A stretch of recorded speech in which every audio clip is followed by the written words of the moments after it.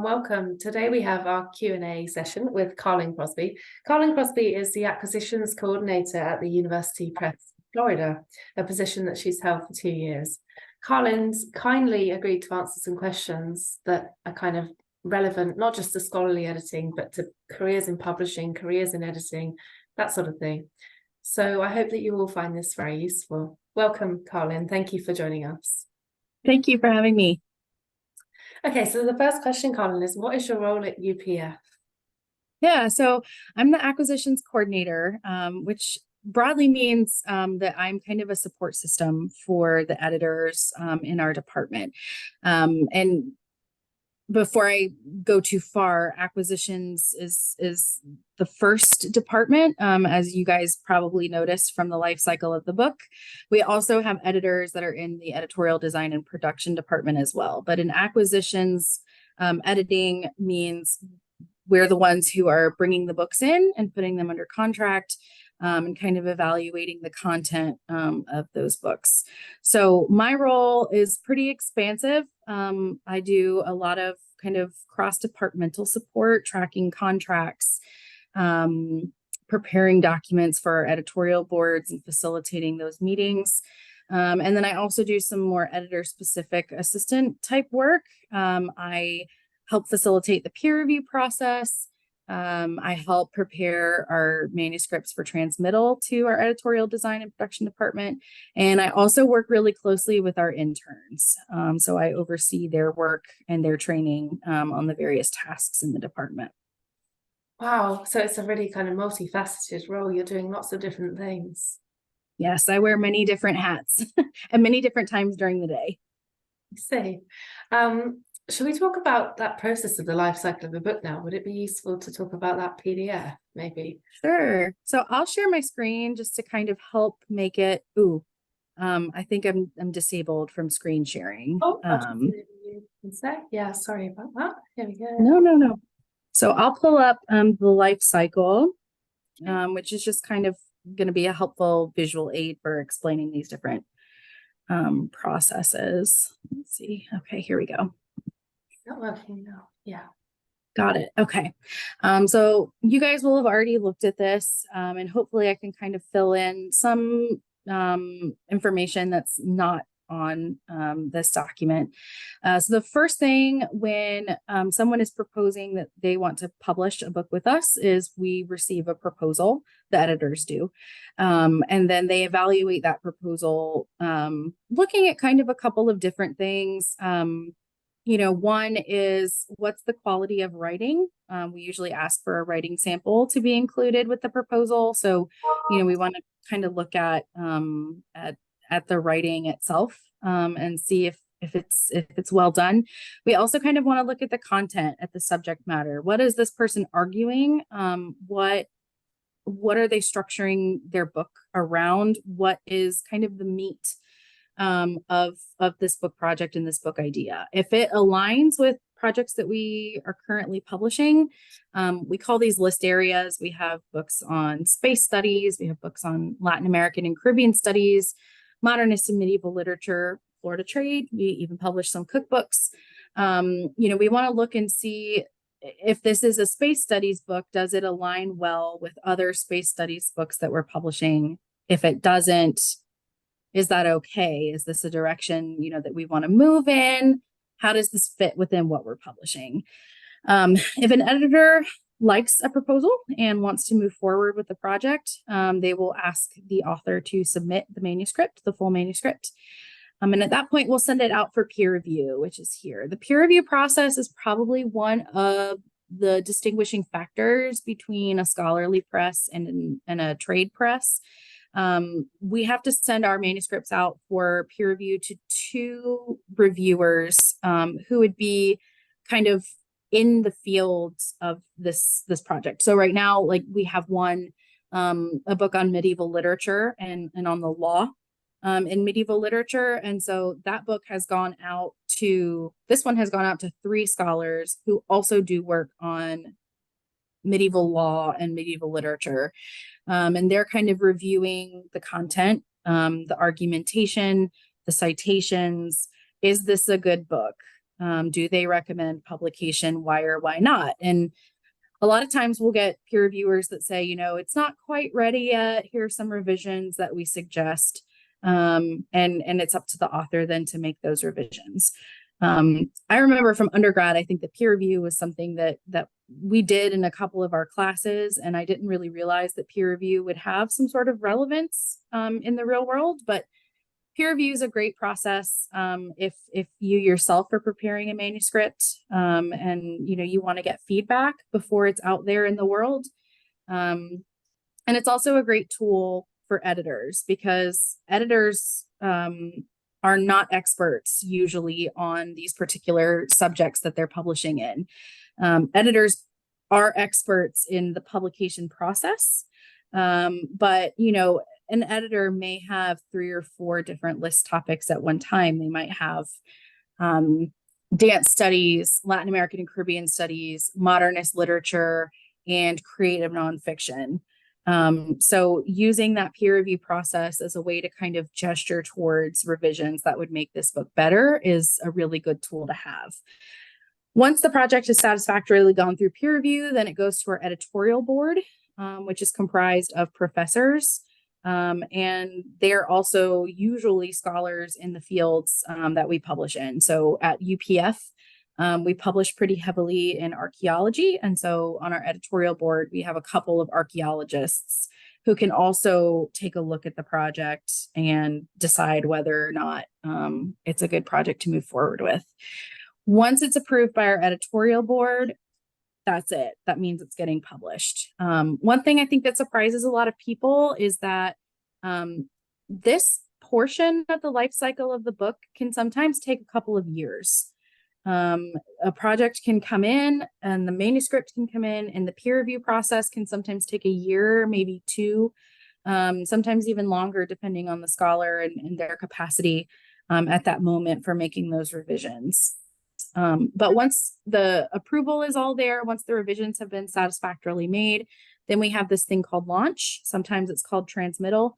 And this is where we're kind of preparing that manuscript to move into our editorial design and production department, evaluating images, checking permissions, those sorts of things. And in this department, there's a whole different type of editing going on. This is where you're getting copy editing, proofreading, some more granular attention to things like grammar and citation style and those sorts of things. So would you say, Carlynn, a lot of the work that the students are doing on the course at the moment is kind of split between, they're going to do some copy editing, and then they're also going to, they've been doing some acquisitions related stuff.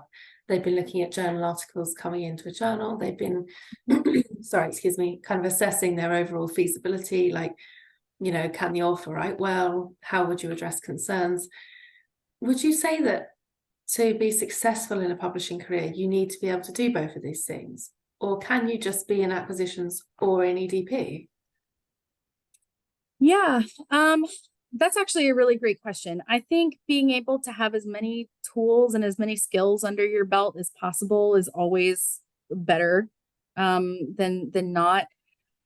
I typically have seen editors be kind of one or the other. I don't know of anybody who went from acquisitions to EDP or from EDP to acquisitions.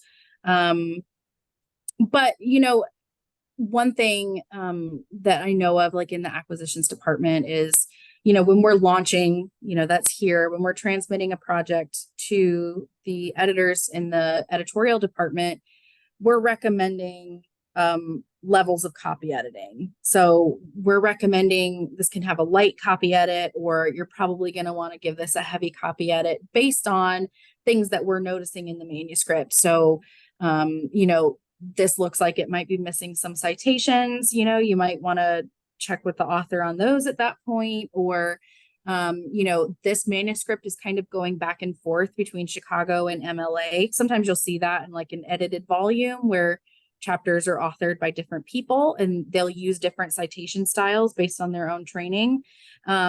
And so being able to spot that and recommend that for editors who are working on the project later on down the line is really useful. and editors in EDP can often sometimes too weigh in on things like content or things like style or things like art programs. They can weigh in on those things early on in the process. So I think what I would say is that, you know, it's good to have knowledge of all of those different things, you know, of grammar, of successful argumentation, of you know, even like trends in books that are being published right now. Those are all useful things to be aware of. You just might draw on certain skills more than others depending on the department that you're in. That's really helpful to know. If, say, for example, at UPF, copy editing is something a lot of students want to do. Mm-hmm. Are your copy editors in-house, or do they tend to be freelancers? Yeah, so for the most part, we freelance our copy editing out. And this is actually, you know, I'll say that I initially wanted to be a copy editor as well. I thought it was so fun to be able to spot, you know, grammar mistakes and typos and things like that. The benefit of the fact that we freelance a lot of our copy editing out is that you can become a freelance copy editor yourself. And you can do that probably pretty early on as a way to get some experience and get your foot in the door. And copy editing positions are available at different types of publications. So I think the student newspaper here in Gainesville used to have a couple copy editing positions. You can start working on that while you're in undergrad. There are also various different websites and platforms. They're kind of like almost like a database for freelance copy editors, where authors can kind of like upload their projects or look around for a copy editor and see if someone would copy edit something for them. So there are various ways to get experience doing that. At our press, we freelance a lot of that out, and we have a couple of dedicated copy editors that we know their work is solid and that we like to work with a lot. For example, we have a series at the press on James Joyce. We publish books about James Joyce. And we've been doing that, I think, for about 30 or 40 years. And it's become one of the most prestigious series in the world for books on James Joyce. And I think we have two copy editors that we really like to work with because we know that they're familiar with Joyce and we know that they're familiar with the citation style and that their work is good. So if you are interested in copy editing, there are different ways to kind of get experience with that now early on. As far as kind of like the general industry, I don't know how many presses have kind of in-house copy editors. But you know, even if you don't get a job as a copy editor and you get something as kind of like an editorial editor or a project editor or something like that in EDP, you will still have to have some knowledge of copy editing because you might catch something that the copy editor didn't, or when you're putting those edits into the manuscript files themselves, knowing what those different marks mean and being able to translate that. So there's a fair amount of copy editing type work that you can do in-house, even though like at UPF, for example, we freelance a lot of that out. Again, this is all really helpful. You mentioned that there are quite a few ways that students can get experience in copy editing.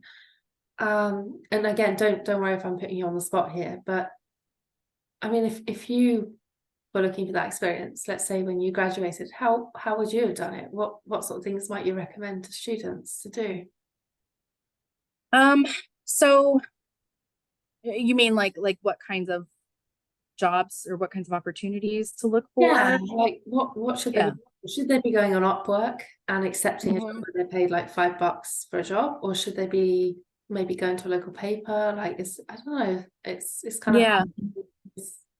And at the point in the industry, what would be the best path? Yeah. So if you guys have like a student newspaper or a student journal, or even, you know, not necessarily a student journal, but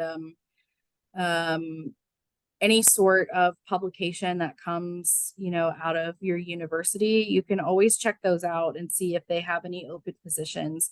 I would recommend starting with something student level, like a student paper or something, or a student magazine, like a literary magazine or something, just because those are more understanding of your experience level at this point. Nothing's more frustrating than seeing like an entry level job that asks for 3 to 5 years of experience. Yeah, that's what I'm seeing a lot. And I'm thinking, I mean, I remember when I was a graduate, you think, how do I get around this one? Like, yeah, how in the world?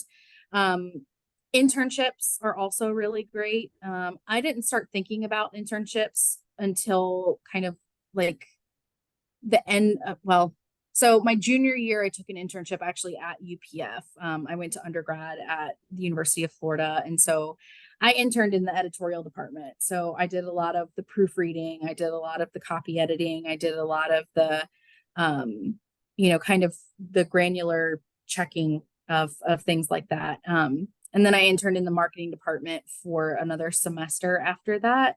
yeah.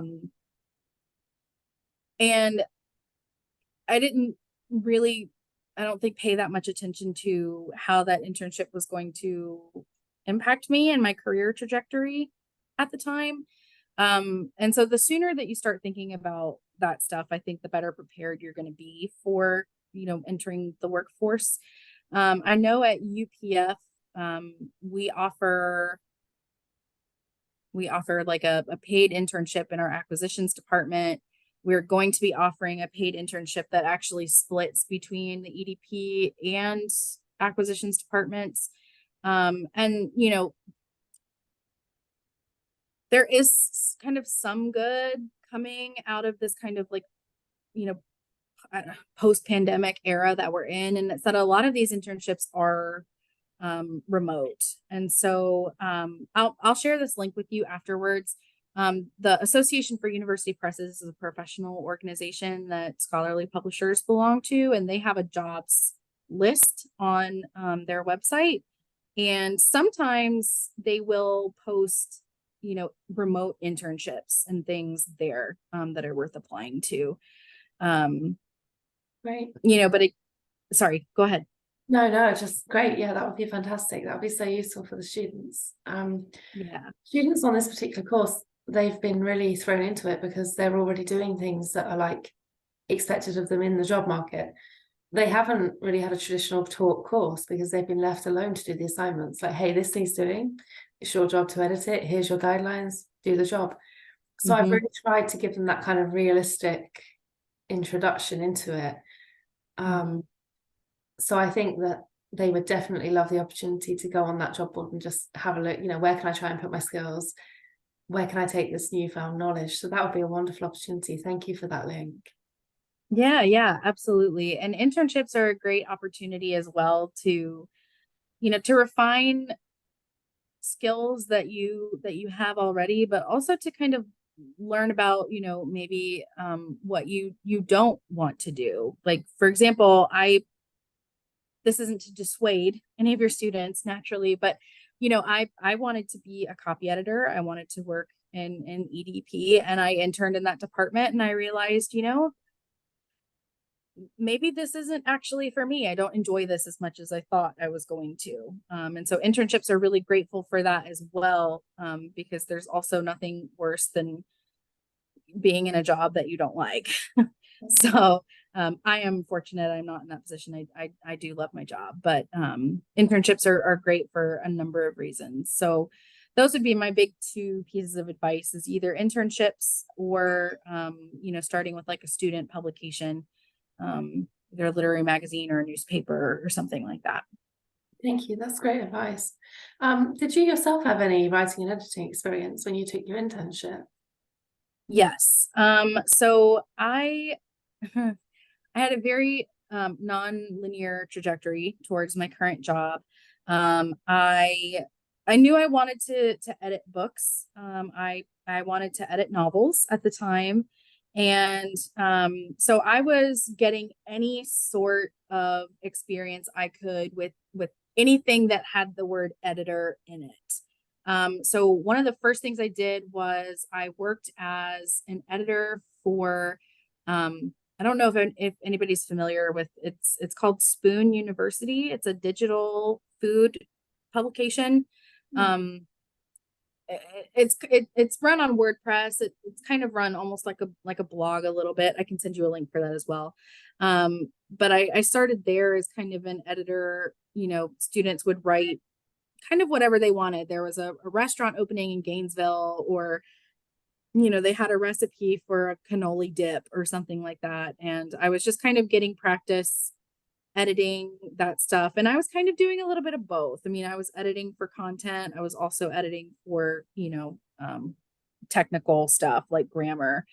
So I did that for a little while. I really enjoyed that. And that was actually what kind of took me kind of on my path as far as my professional life. When I graduated from college, I was like one of the few friends in my friend group that did not walk straight into a job.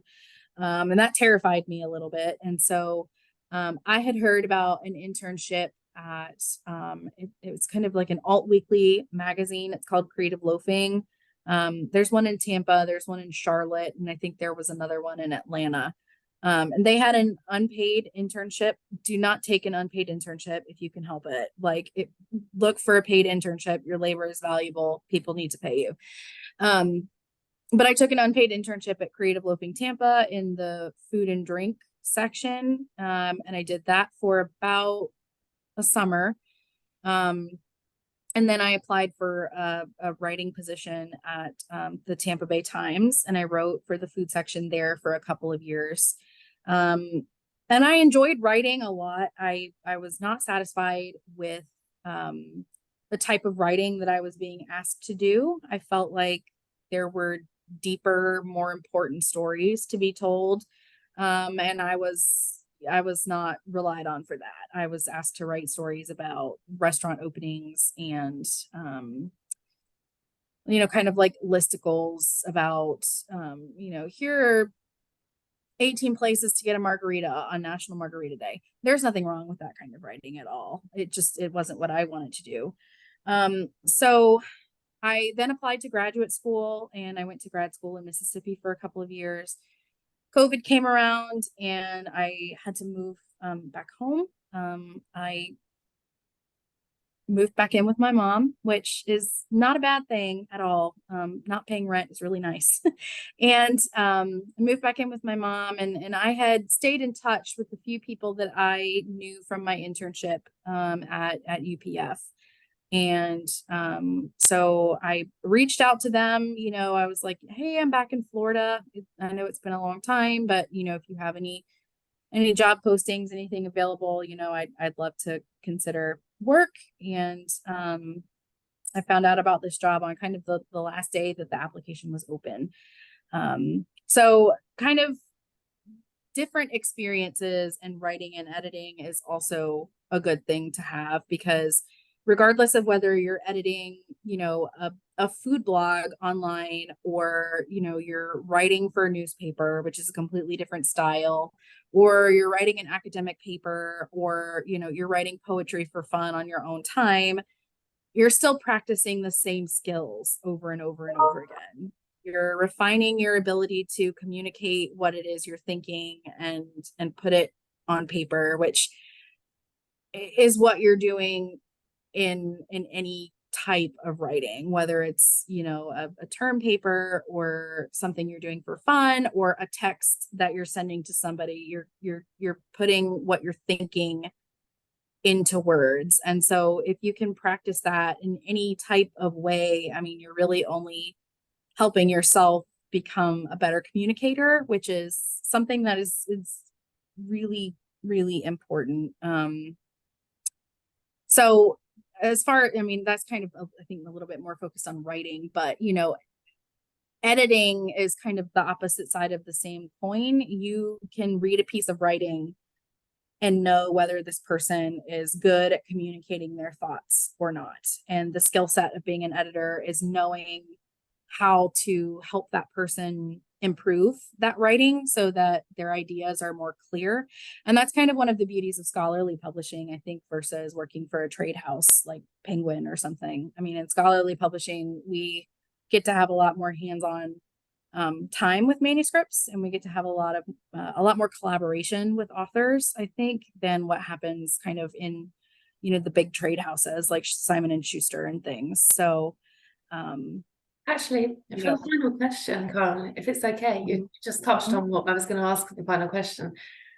Can you elaborate a bit more on what happens in trade houses and what happens in scholarly publishing houses? Because I think there's a lot of misconceptions about, scholarly and trade. And I was just wondering if you might be able to speak to that as a final kind of yeah, thing. sure.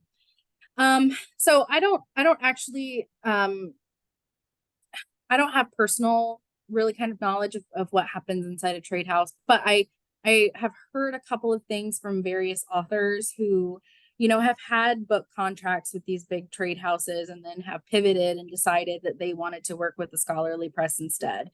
So there are a couple of misconceptions. Just because it's a press that is based within a university does not mean that all they publish is scholarly work. I mean, at UPF, we publish cookbooks. We have a biography of Janet Reno coming out.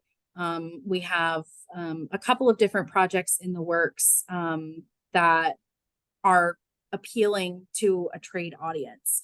UNC Press also publishes a lot of trade books. Ohio State Press has a really, really beautiful creative nonfiction list where they publish, memoirs and literary journalism or literary nonfiction and things like that. So that's one misconception, I think, is that just because it says University Press of Florida or University of California Press doesn't mean that there's not an opportunity to work in trade. It just means that, we're not publishing Harry Potter. We're not publishing fiction so much, although I think there are some presses that do actually publish fiction. And to that end, I would say that getting a job in a scholarly press first is honestly a good kind of launch pad if trade is ultimately what you want to do and you ultimately want to work for Viking or something like that. A scholarly press is really going to give you that opportunity to refine those skills as an editor because you're going to be working a lot more closely with the manuscripts. Scholarly presses are smaller. There's usually a smaller staff and there's usually a smaller volume of manuscripts coming in. Although I don't want to make it seem like we don't have a lot. I mean, we're swamped constantly by the number of manuscripts that are coming in. But it's that collaboration and that partnership between the editor and the author that is really, I think, a lot more pronounced in scholarly publishing than it is in trade. So I think I touched on the big ones. Yeah. It's so useful. Thank you so much, Carlynn. Before we finish, is there anything else you'd like to add? Is there anything maybe that I should have asked you that I haven't? No, I don't think so. I will share my email address with you if students want to reach out to me and ask me any questions. I'm always happy, to talk and to give advice or to look over a resume or a CV or to, maybe make some suggestions about, what would be a good first step or next step. I'm also happy to talk to anybody, about my own career path and things that I've learned along the way. So if anybody wants to reach out to me, I'm happy to talk at any point. So that's a very generous offer and very unexpected. Thank you so much. That really means a lot to me and the students. Thank you, Carlynn. You're welcome. You're welcome. I think we'll wrap there. Yeah, I'll definitely pass your email address on. Thank you.